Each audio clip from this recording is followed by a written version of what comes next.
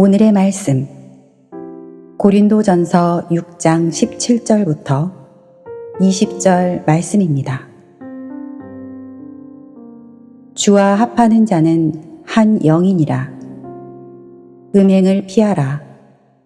사람이 범하는 죄마다 몸 밖에 있거니와 음행하는 자는 자기 몸의 죄를 범하느니라. 너희 몸은 너희가 하나님께로부터 받은 바 너희 가운데 계신 성령의 전인 줄을 알지 못하느냐. 너희는 너희 자신의 것이 아니라 값으로 산 것이 되었으니 그런즉 너희 몸으로 하나님께 영광을 돌리라. 아멘. 오늘 예배 가운데 나오신 여러분 모두에게 우리 주님의 크신 위로와 평강이 함께 하시기를 먼저 주님의 이름으로 축원을 드립니다. 지난 1년 동안 여러분에게 맡겨진 예배와 또 섬김과 봉사의 자리에서 충성함으로 섬겨오신 여러분 모두를 진심으로 축복합니다. 바라기는 다가오는 새해에도 그처럼 주어진 예배의 자리, 섬김의 자리, 또 봉사의 자리에 설 수 있는 저와 여러분 모두의 신앙이 될 수 있게 되기를 바랍니다. 옆에 있는 분들과 함께 인사하겠습니다. 새해를 기대합시다. 우리는 누구나 희망 그리고 기대를 안고 살아갑니다. 이 희망은 우리 삶의 활력을 불어넣어 주는 것이 사실이죠. 그래서 많은 사람들이 가능한 큰 희망을 품고 그것을 기대하며 살아가려고 합니다. 물질에 대한 희망, 건강에 대한 희망, 또 마음의 평안에 대한 희망, 온전한 관계에 대한 어떤 희망을 품고 살아갑니다. 그리고 그렇게 되기를 기대하죠. 그런데 이런 기대에는 반드시 요구되는 것이 하나 있는데 바로 인내입니다. 인내가 없는 기대는 희망을 이룰 수가 없습니다. 우리 누구나 이처럼 살아가면서 희망을 기대합니다. 그러나 시간이 흐르면서 이러한 기대는 점점 희미해지게 됩니다. 이유는 시간이 흐를수록 내 자신에 대해 실망하게 되기 때문입니다. 우리는 뭔가 내 삶의 변화나 또 좋은 일이 일어나기를 희망하면서도 하루하루 살아가면서 내 자신이 희망하고 기대했던 것과 다른 그 결과에 점차 이 마음이 무너지게 됩니다. 그리고 결론적으로 내 자신이 그토록 기대했던 희망을 포기하기에 이르게 됩니다. 돼도 그만, 안 돼도 그만이라는 식으로 그 마음이 변하게 되는 것이죠. 그 이유는 하나입니다. 인내하지 못하기 때문입니다. 아마도 올 한 해를 살아오시면서 여러분 자신이 희망하고 또 기대했던 것에 대해 그 기대에 못 미친 결과를 혹 가져온 분들이 있을지 모르겠습니다. 그것이 어떤 희망과 기대였는지는 모르지만 신앙적이든 또 정신적이든 물질적이든 어떤 이유든지 간에 그래서 희망마저 포기하고 싶은 마음을 가졌던 분들이 계실런지 모르겠습니다. 그러나 여러분, 우리가 이미 지나온 부분을 가지고 연연해하는 것은 참으로 어리석은 행동이 아닐 수 없습니다.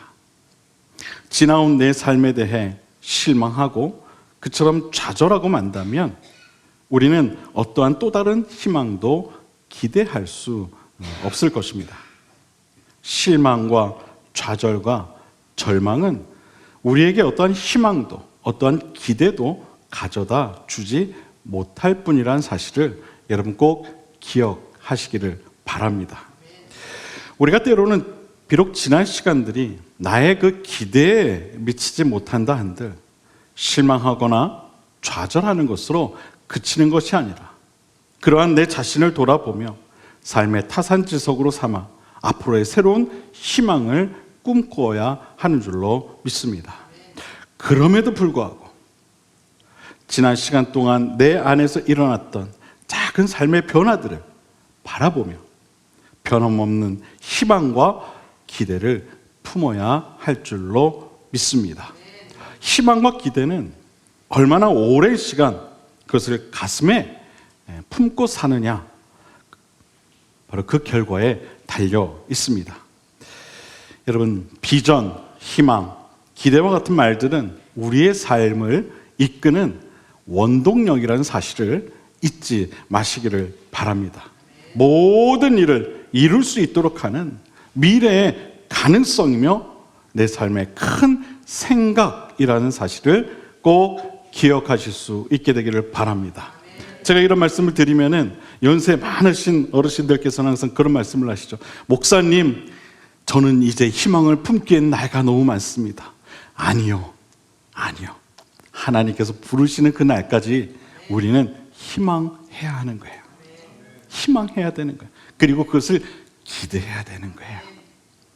하나님은요, 희망하는 자에게 그 희망을 이룰 수 있는 힘과 능력을 허락하십니다. 이제 한 해를 마무리하고 새해를 맞이해야 할 그런 시점입니다. 누구에게나 이 시간은 동일하게 주어지죠. 그 시간들을 어떻게 받아들일 것인가는 우리의 몫입니다. 지난 시간들에 대해 후회와 실망을 안고 시작할 것인가? 아니면 다시 한번 내 안에 가능성 있는 것들을 바라보며 새로운 희망과 기대를 안고 시작할 것인가? 그 선택은 우리에게 있는 것입니다. 바라기는 여러분 모두가 새로운 희망과 기대를 안고 여러분 안에 가능성이 있는 것들을 바라보며 새해를 꼭 맞이할 수 있게 되기를 주님의 이름으로 간절히 부탁을 드립니다. 또한 그러한 마음으로 올 한 해를 잘 마무리하실 수 있게 되기를 주님의 이름으로 부탁을 드립니다. 마지막 주일에 예배드리는 서로를 향해 이렇게 한번 인사해 봤으면 좋겠습니다.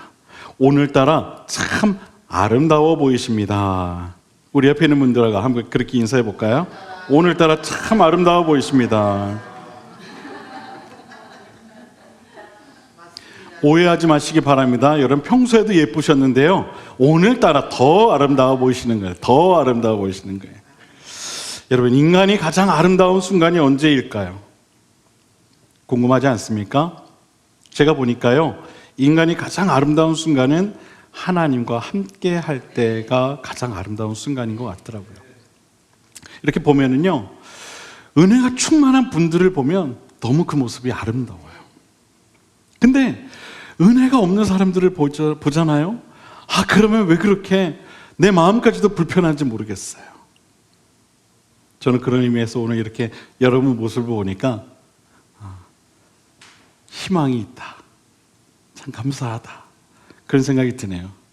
여러분 모습이 다 하나같이 은혜 충만하여서 오늘따라 왜 이렇게 더 아름다워 보이시는지 모르겠어요. 감사합니다. 자, 우리가 이처럼 아름다운 모습으로 살아가기 위해서는 하나님과 하나 되는 그러한 모습이어야 할 거예요.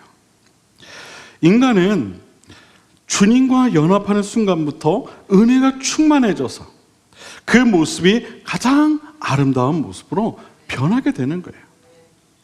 오늘 설교 제목이 무엇입니까? 주님과 합하는 사람입니다. 주님과 합하는 사람. 합하다라는 말은 무슨 뜻일까요? 더해지는 걸 말해요. 더해지는 것. 그게 합하는 것이죠. 포함이 되는 거예요. 포함이 되는 것. 서로가 서로에게 포함되는 것. 그래서 주님과 합하다라고 하는 이 말은 내 자신이 주님께 더해지는 것을 말하는 것입니다. 내 자신이 주님과 함께 포함되는 것을 말하는 거예요. 그것이 바로 주님과 합하는 것이죠. 농부가 나무를 접붙임할 때 좋은 나무에 접붙이는 가지가 좋은 과실을 맺게 되듯이 우리도 그리스도라고 하는 그 나무에 접붙임 바 될 때에 우리의 삶에 좋은 과실을 맺을 수 있게 되는 것입니다. 그래서 우리는 주님과 합하는 사람이 되는 거예요. 합하는 사람. 그렇다면 우리가 주님과 합하기 위해 무엇이 필요할까요? 저는 이 시간 그 방법에 대해 세 가지로 좀 이야기를 하려고 합니다.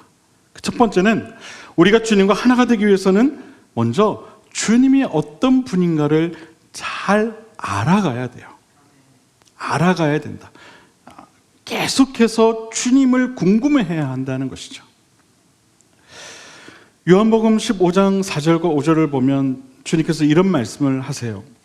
내 안에 거하라.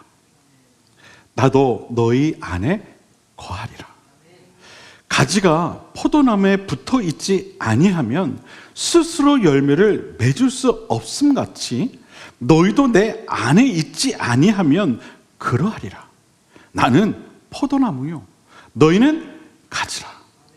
그가 내 안에 내가 그 안에 거하면 사람이 열매를 많이 맺나니 나를 떠나서는 너희가 아무것도 할 수 없느니라.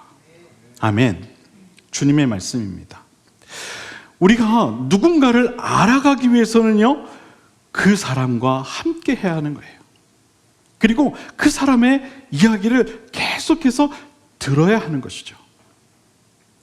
낯선 사람도 이야기를 들어보면 우리가 그 사람을 알 수가 있게 되듯이 우리가 주님을 알기 위해서는 먼저 우리는 주님과 함께하며 주님의 이야기를 많이 들어야 돼요. 많이 들어야 돼요. 내 이야기만 하면 안 된다는 거예요. 주님의 이야기를 들어야 되는 거예요. 공급받아야 된다는 것이죠. 주님의 이야기는 성경을 말하죠. 즉 하나님의 감동으로 기록되어진 이 성경을 통해 우리는 주님의 말씀을 들어야 되는 거예요. 성경은 우리가 주님을 가장 쉽게 알 수 있도록 기록된 책입니다.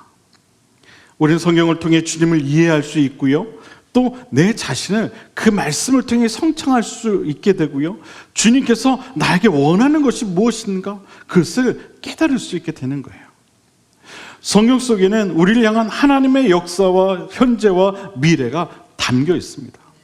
과거에 하나님께서 이루신 일들과 현재 이루어지고 있는 일들과 그리고 앞으로 미래에 이루어질 일들에 대해 성경은 모두 다 기록하고 있습니다. 우리는 이러한 성경을 통해 내 자신을 주님과 합한 사람으로 만들어 갈 수 있게 되는 것입니다. 디모데후서 3장 16절 말씀에 보면 이런 말씀이 나오죠. 모든 성경은 하나님의 감동으로 된 것으로 교훈과 책망과 바르게 함과 의로 교육하기에 유익하다. 성경이야말로 나를 만들어가는 지침서라는 거예요. 나를 만들어가는, 하나님의 사람으로 만들어가는 가장 훌륭한 책이라는 겁니다. 그러므로 우리는 성경을 통해 주님을 알아갈 뿐만 아니라 성경을 통해 내 자신이 주님과 하나 될 수 있게 되는 것입니다. 사랑하는 여러분, 우리가 날마다 성경을 보는 이유는 아주 간단합니다. 주님을 알아가기 위해서요. 알아가기 위해서. 그래서 우리는 성경을 매일 봐야 되는 거예요. 우리 날마다 성경을 통해 주님을 배워야 하는 거예요. 주님을 배워야 돼요. 지금 내가 아는 것이 전부가 아니라는 것을 인정하고 날마다 새로운 주님을 우리는 배워야 하는 겁니다. 하나님의 말씀을 통해. 우물한 개구리처럼 내가 아는 주님만을 고집하며 살아서는 안 되는 겁니다. 주님과 하나 되어 주님이 원하시는 세상을 열어가기 위해서는 날마다 새로운 주님의 말씀을 배워야 하는 줄로 믿습니다.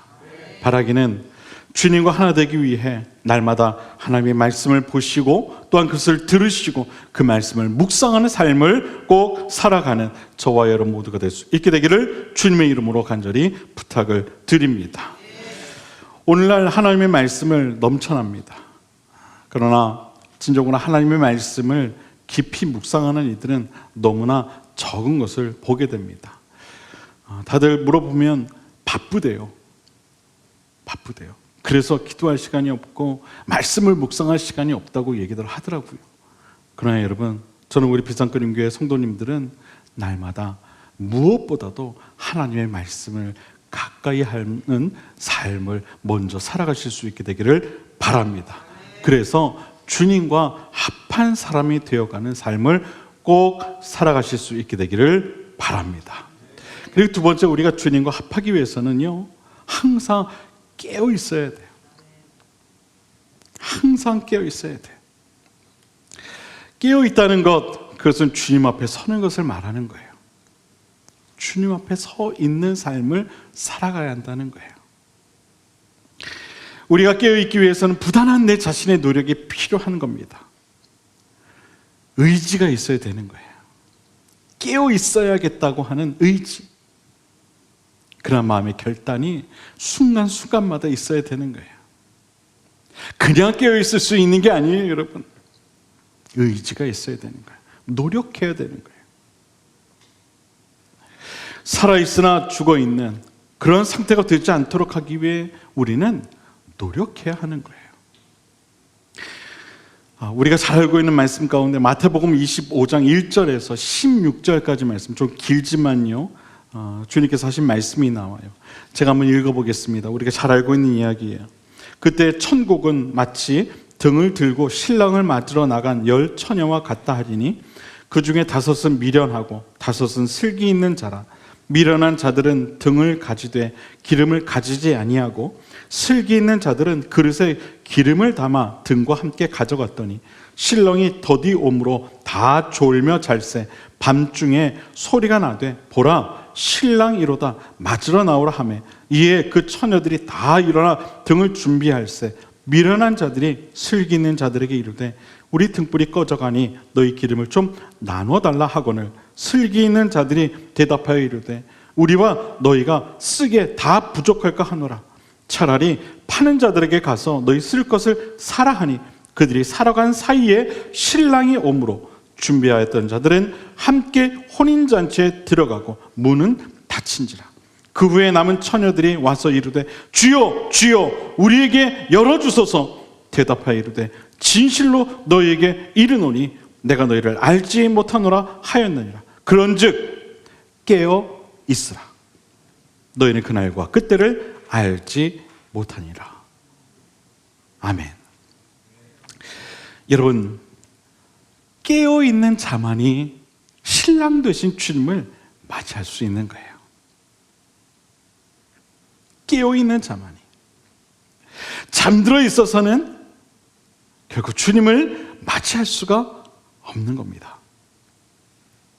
5 처녀가 밝힌 등불은 주님을 맞이하기 위한 최소한의 그들의 노력이었어요. 그 등불은 그들의 노력이었죠. 깨어있기 위한 그들의 준비였어요. 아무것도 하지 않으면서 주님이 나를 반겨주실 것으로 여러분 그렇게 여겨서는 안 돼요. 그렇게 신앙생활을 해서는 안 된다는 것이죠.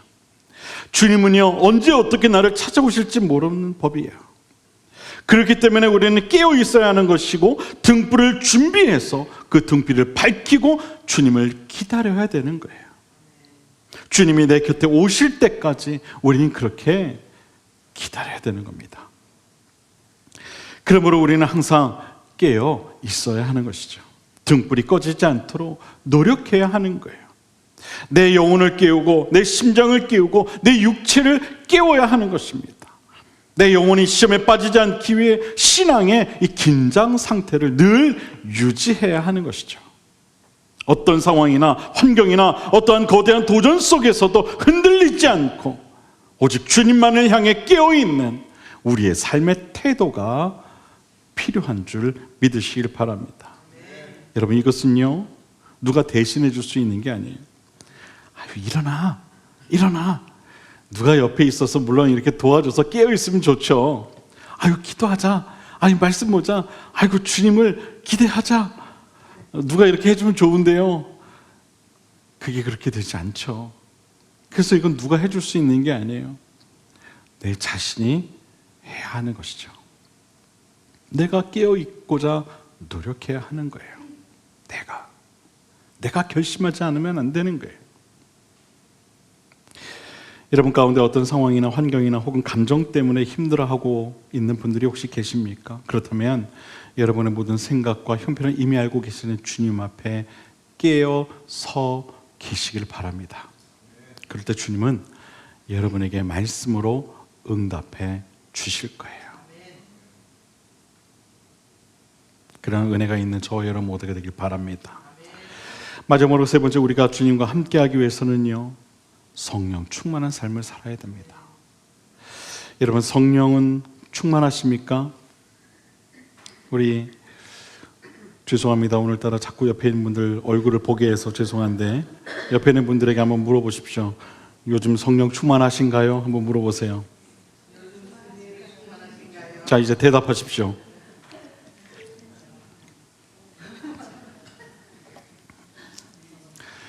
애매합니다, 답변들이.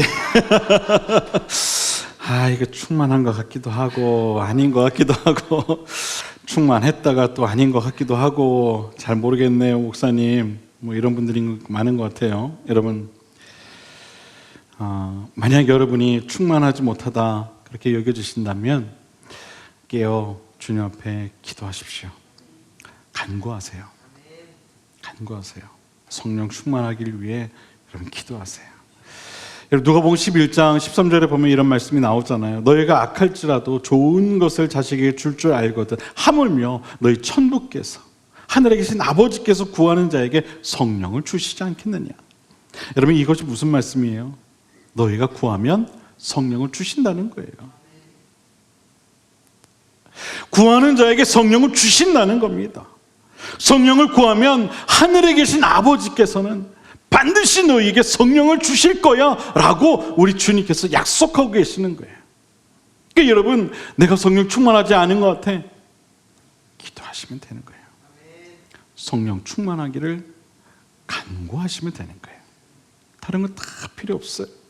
먼저 내 안에 성령으로 충만케 하여 주시옵소서.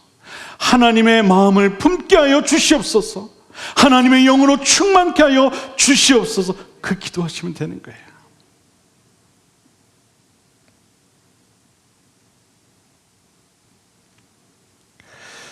성령은 거룩하신 하나님의 영이죠. 즉, 우리가 성령 충만하다는 말은 하나님의 영이 내 안에 들어오는 것을 말합니다. 내 안에 하나님의 영이 들어오는 것. 그럴 때 우리는 하나님의 영으로 충만한 사람이 되는 거죠. 태초에 하나님이 흙으로 사람을 만드시고 그 코에 생기를 불어넣어 주셨을 때 그가 살아나지 않습니까? 생명이 사람이 돼요. 살아나죠. 우리 또한 마찬가지인 거예요. 우리 안에 하나님의 영이 들어와야 내가 하나님의 사람으로 살 수 있는 거예요. 그래서 우리는 성령 충만한 삶이 필요한 것입니다. 그 받아들임의 시작이 바로 기도인 거예요. 성령을 구하는 기도. 하나님, 내 안에 성령으로 충만케 하여 주옵소서. 그렇게 간절히 기도할 때 하나님 아버지께서는 우리의 그 기도를 들으시고 우리 안에 성령을 부어 넣어주실 줄로 믿습니다. 내 안에 이렇게 거룩한 하나님의 영으로 충만하게 될 때 우리는 비로소 우리 자신의 영혼이 살아나고 또한 정결케 되는 경험을 하게 되는 것입니다. 온전치 못했던 내 자신이 하나님의 영으로 말미암아 온전케 되는 경험을 할 수 있게 되는 거예요. 그동안 나를 붙잡고 있었던 그 모든 잘못된 생각들, 그릇된 생각들, 그 모든 것들로부터 우리를 자유케 해주시는 것이죠. 그리고 하나님이 원하시는 것이 무엇인가를 깨닫게 하시는 거예요. 그래서 우리는 성령 충만함이 필요한 겁니다. 내 영이 온전케 될 때 우리는 비로소 주님과 하나 되는 영광을 누릴 수 있게 되는 것입니다. 그래서 우리는 하나님의 영, 즉 성령을 취해야 하는 것이죠.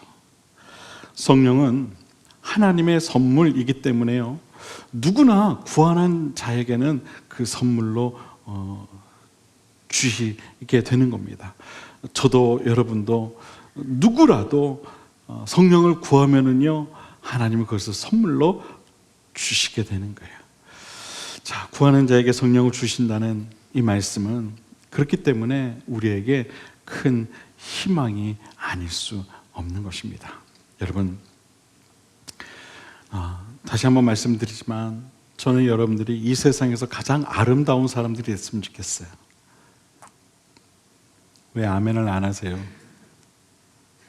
여러분, 돈 안 들이고 여러분 성령할 수 있는 방법이 그거 하나입니다. 성령 충만하여서 하나님과 하나 되면은요, 이 세상에서 가장 아름다운 사람이 될 수 있는 거예요. 할렐루야. 그리스도와 합한 사람은 삶의 형편이 어떠하든지 그것과 상관없이 그 삶이 아름다워지는 거예요. 왜냐하면 살아계신 하나님께서 그의 인생을 책임져 주시거든요. 사도 바울의 삶을 우리 너무나도 잘 알고 있죠. 여기 있는 누구라도 사도 바울의 삶이 형편없었다 말할 사람은 단 한 사람도 없을 거예요. 왜 그럴까요? 그것은 그가 주님과 합한 사람이었기 때문에 그래요. 비록 그의 삶이 평탄한 삶은 아니었을지라도, 비록 그가 가진 것이 적었을지라도, 비록 그가 건강치는 못했을지라도, 비록 그가 주님으로 인해 핍박을 받았을지라도, 그가 주님과 합한 사람이었기에 그의 삶은 오늘날까지 수많은 사람들이 기억하는 아름다운 삶이 될 수 있었던 것입니다. 사랑하는 여러분, 주님과 합한 사람의 삶이 가장 아름다운 삶이라는 사실을 꼭 기억하셔서 여러분 한 사람 한 사람의 삶이 진정 아름다운 삶이 되어지실 수 있게 되기를 주님의 이름으로 간절히 부탁을 드립니다. 그래서 여러분 한 사람 한 사람으로 인하여서 여러분의 삶의 환경과 터전이 아름답게 변화되고 여러분과 관계하고 있는 모든 사람들이 여러분으로 인해 아름답게 변화되는 그러한 영향력 있는 하나님의 귀한 자녀들이 꼭 다 되실 수 있게 되기를 주님의 이름으로 간절히 축원을 드립니다. 주님과 합한 사람, 바로 그 사람이 저와 여러분 모두가 될 수 있게 되기를 다시 한번 주님의 이름으로 간절히 축원을 드립니다. 기도하겠습니다.